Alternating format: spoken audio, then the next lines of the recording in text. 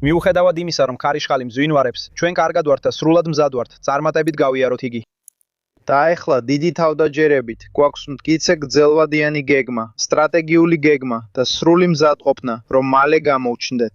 დარწმუნებით, როგორც უფრო ძლიერი, უფრო განძლე, უფრო ჯანმრთელი და უფრო წარმატებული ერი, უკეთესი, ნათელი და უფრო გარანტირებული სარგებლებით ყველასთვის. პირველ რიგში მინდა განმარტო, ეს ჩვენი კონფლიქტი არ არის. ჩვენ არ მივირებთ მონაწილეობას ამ დაპირისპირებაში. ეს არ არის ჩვენი ეროვნული ინტერესების ნაწილი და ბრიტანეთში ცხოვრების ხარჯების დასახმარებლად საუკეთესო გზა დამატებითი ძალისხმევაა. სასიცოცხლოდ მნიშვნელოვანია ძლიერი ზეწოლა განხორციელდეს ახლო აღმოსავლეთში დაძაბულობის შემცირებაზე და სრუტის გახსნაზე, რომელიც გლობალური ვაჭრობისთვის სასიცოცხლო მარშრუტია. ამ მიზნის მისაღწევად ჩვენ ვიკვლევთ ყველა დიპლომატიურ გზას, რომელიც ჩვენთვის ხელმისაწვდომია. საგარეო ლიდერები შეხვდნენ თავიანთ კოლეგებს დიდ შვიდეულში. თავდაცვის მდივანი ამჟამად მოლაპარაკებებს აწარმოებს ჩვენს პარტნიორებთან და გაერთიანებულმა სამეფომ წამოაყენა ეროვნული ძალაუფლების ინიციატივა ჩვენი სტრატეგიული ინტერესების გარშემო, რათა აქტიურად გააძლიეროს საზღვაო უსაფრთხოება და გააუმჯობესოს თანამშრომლობა ზღვაზე. და დღეს შემიძლია განვაცხადო, რომ საგარეო საქმეთა მინისტრი ამ კვირაში მნიშვნელოვან შეხვედრას გამართავს, სადაც ეს ქვეყნები პირველად შეიკრიბებიან, რათა შეაფასონ და განიხილონ დიპლომატიური და პოლიტიკური ზომები, რომლებიც შეგვიძლია მივიღოთ. ერთიანი ფრონტი, სამხედრო ძალისა და საჭირო დიპლომატიის, რომელიც მოიცავს მჭიდრო პარტნიორობას ინდუსტრიასთან, ომის შემდეგ სწრაფი მობილიზაციისთვის და უპირველეს ყოვლისა მკაფიო, მშვიდი, ეფექტური და ნამდვილად შთამაგონებელი ლიდერობა. ეს არის ის, რასაც ეს ქვეყანა მზად არის შესთავაზოს ამ რთული სიტუაციის დასაწყისიდანვე. ჩემი მთავარი პრინციპი ყოველთვის იყო ბრიტანეთის ეროვნული ინტერესი და რა თქმა უნდა, ნაოსნობის თავისუფლების უზრუნველყოფა ახლო აღმოსავლეთში ბრიტანეთისთვის ძალიან მნიშვნელოვანი ეროვნული ინტერესია. ეს აბსოლუტურად აუცილებელია. ეხლა ვისაუბრებ იმ გავლენაზე, რაც ამას ჩვენს ქვეყანაში აქვს, რადგან ვიცი, რომ ეს შეშფოთებას იწვევს, რაც ბუნებრივია. ადამიანები ტელევიზორს ვრთავენ, უყურებენ ეკრანს და ხედავენ აფეთქებებს, განადგურებულ ინფრასტრუქტურას და აგრესიულ რაღაცებს. გესმის, რასაც ვამბობ. მაგრამ ძალიან კარგად მესმის, რომ ხალხი ძალიან შეშფოთებულია, რომ ამას დიდი უარყოფითი გავლენა ექნება ოჯახზე და მათ სახლზე. ისინი ამას ხედავენ ბენზინგასამართ სადგურებზე და ღელავენ თავიანთი ენერგიის გადასახადების გამო. ამ მომენტებში მთავრობა უნდა იყოს ის, ვინც პასუხობს არა მხოლოდ დაუყოვნებელი ქმედებით, არამედ მკაფიო გაგებით და მტკიცე მიმართულებითაც. ჩვენ გვჭირდება გადაწყვეტილება.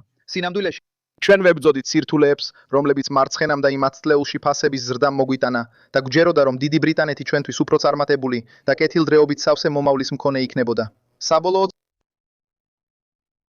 მე მჯერა, რომ სწორედ ეს აკლდა ბევრ კრიზისს.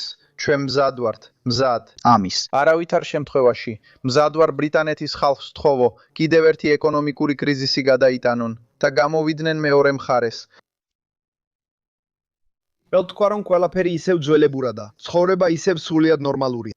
ჩვენი ძლიერი ეკონომიკით, სასიცოცხლო ენერგიით, უხვი რესურსებით და მტკიცე თავდაცვით, ამჯერად ყველაფერი ნამდვილად სხვანაირად იქნება. გავხდით გაერთიანებულ სამეფოს კიდევ უფრო სამართლიან და უსაფრთხო ქვეყანად.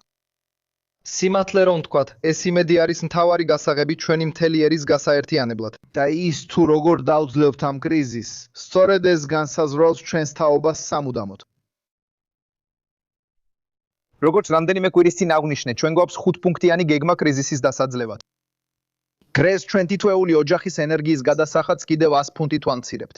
გარდა ამისა, ჩვენ საწოლზე გადასახადის შემცირებას სექტემბრამდე ვაგრძელებთ და ამ რთულ სიტუაციას ყოველდღიურად ვაგვირდებით. დიდი სიფრთხილითა და ყურადღებით ჩვენს ენერგეტიკულ უსაფრთხოებაზე კონტროლს ვიბრუნებთ და დიდ ინვესტიციებს ვდებთ ბრიტანულ სუფთა და ინოვაციურ ენერგიაში.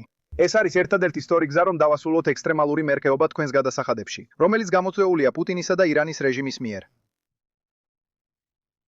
დავიღალე იმით, რომ თქვენს ენერგიის გადასახადებში ამდენი მერყეობა ხდება საერთაშორისო ბაზრის გამო. თუ ენერგიას მართავთ ეროვნული და განახლებადი მდგრადი წყაროებიდან, გადასახადები ნამდვილად გახდება ბევრად უფრო სტაბილური და ფასეული. და ბოლოს, როგორც უკვე ვთქვი, ჩვენ გავაგრძელებთ მუშაობას ახლო აღმოსავლეთში დაძაბულობის შესამცირებლად.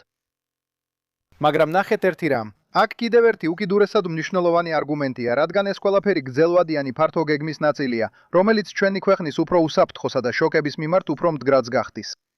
ამაში აბსოლუტურად არანაირი ეჭვი არ არსებობს. ჩვენი ქმედებების წყალობით დღეს თქვენი ენერგიის გადასახადები ნამდვილად შემცირდება. რაც არ უნდა მოხდეს EAH-ში. ბიუჯეტი და პროგრამა ეფექტურად განსაზღვრულია ივლისამდე. აქ დღეს თუ მხარეებს შორის შეთანხმება იქნება, პროცესი 1 წლის განმავლობაში მოგვარდება. ამჟამად გაზრდის ნაცვლად თუ გააგრძელებთ ეროვნულ მინიმუმზე, გაზარდეთ თქვენი მონაწილეობა. უკვე მიიღეთ აქ სახელმწიფო პენსიის გადახდა. ამ კვირაში დასრულდება ირლანდიური ორმაგი გვერდის დუბლირება, რაც 450,000 გვერდით გაზრდის, შრომის შედეგად სიღარიბიდან გამოსულთა რაოდენობას.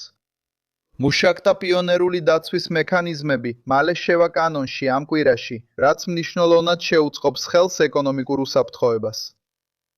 კარგი, ზოგი ადამიანი ითხოვდა, რომ აქ არაფერია ახალი.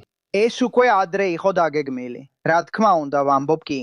და სწორედ ეს არის ჩემი აზრი, ზოგადი აზრი. უკრაინაში ომის შემდეგ 2022 წელს ყველაფერი, რაც პოლიტიკაში გავაკეთე, იყო პასუხი ამ ახალ და საშიშ სამყაროზე. ჩვენ დავიცავით ნავთობისა და გაზის კომპანიების ზედმეტი მოგების დაბეგვრა ბიუჯეტში. ჩვენ ყურადღება გავამახვილეთ ცხოვრების ხარჯებზე. ჩვენ ყოველთვის უსვამთ ხაზს სუფთა და ინოვაციურ ბრიტანულ ენერგიას და ამაში სერიოზულად ვდებთ ინვესტიციებს.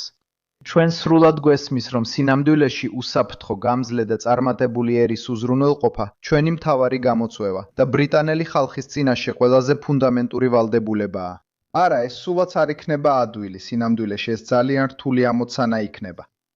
მომდევნო კვირებში ჩვენ ყურადღებით გავაგრძელებთ თითოეული ეკონომიკური გავლენის შეფასებას, რაც წარმოიშვება. ჩვენ მტკიცედ დავიცავთ ბრიტანეთის ეროვნულ ინტერესებს და გავაგრძელებთ ყველაფერს, რაც შეგვიძლია, რათა ჩვენი ქვეყანა მშვიდობიანად და უსაფრთხოდ ვმართოთ.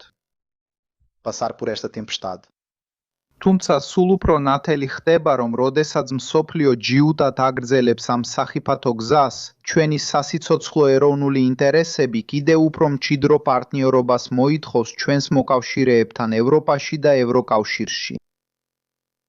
ჩვენ ასევე მნიშვნელოვან პროგრესს ვაღწევთ ისეთ მნიშვნელოვან სფეროებში, როგორიცაა სოფლის მეურნეობა, ელექტროენერგია, ემისიები, ვაჭრობა და სხვა აუცილებელი სექტორები. მაგრამ როგორც კანცლერმა სწორად აღნიშნა, Brexit-მა სერიოზული და ხანგრძლივი ზიანი მიაყენა ჩვენს ეკონომიკას.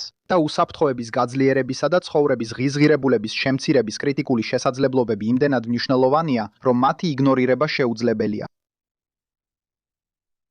მომდევნო კვირებში ჩვენ გამოვაცხადებთ მნიშვნელოვან სამიტს ჩვენი ევროკავშირის პარტნიორებთან ერთად.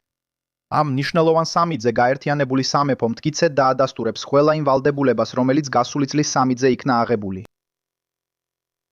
ჩვენი მიზანია უფრო დიდი ამბიცია, ეკონომიკური და უსაფრთხოების სფეროში უფრო ღრმა თანამშრომლობა, რომელიც იქნება ინტენსიური და სტრატეგიული. და პარტნიორობა, რომელიც აღიარებს საერთო ღირებულებებს, ნათელ საერთო ინტერესებს, ჩვენს კოლექტიურ მომავალს და საერთო ბედს, წინსვლას ერთად, ეს არის ფუნდამენტური პარტნიორობა იმ საშიშ სამყაროში, რომელსაც უნდა შევეჭიდოთ, სამყაროში, სადაც ეს მთავრობა ყოველთვის იხელმძღვანელებს ბრიტანელი ხალხის ნამდვილი ინტერესებით.